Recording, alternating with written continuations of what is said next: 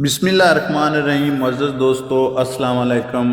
قصص الانبیاء میں آج ہم تذکرہ کریں گے سیدنا حزقیل علیہ السلام کا۔ آپ کا اصل نام حزقیل ہے۔ یہ عبرانی زبان کے دو لفظ ہیں۔ حزقی کے معنی قدرت اور طاقت کے ہیں، ایل کا مطلب ہے اللہ۔ اس طرح اس نام کے معنی ہوئے قدرت اللہ۔ بنی اسرائیل میں حزقیل کا مطلب زبردست عالم اور شیخ کامل تھا۔ آپ کم عمر ہی تھے کہ آپ کے والد کا انتقال ہو گیا۔ آپ کی والدہ بہت بوڑھی ہو چکی تھی، اس لیے اسرائیلی آپ کو بڑھیا کا بیٹا کہہ کر پکارتے تھے۔ قرآن کریم میں آپ کا ذکر تفصیل سے نہیں آیا۔ علماء لکھتے ہیں کہ سورہ بقرہ پارہ نمبر 2 کے 16ویں رکوع میں جس قوم کا ذکر ملتا ہے، اس کے نبی حزقیل علیہ السلام تھے۔ حضرت حزقیل علیہ السلام نے اپنی قوم سے کہا کہ تم فلاں دشمن سے جہاد کرنے کے لیے تیار ہو جاؤ اور اللہ تعالیٰ کا نام بلند کرو۔ تو یہ سن کر سب بھاگ کھڑے ہوئے۔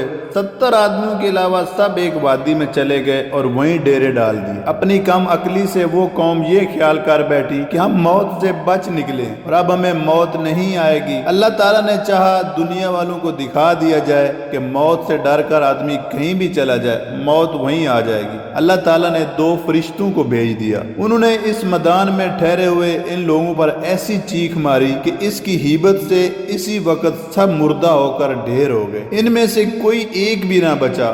آس پاس رہنے والوں کو جب اس دردناک واقعے کی اطلاع ملی تو وہ وہاں پہنچے۔ ان لوگوں نے مرنے والوں کے گرد ایک دیوار کھینچ دی۔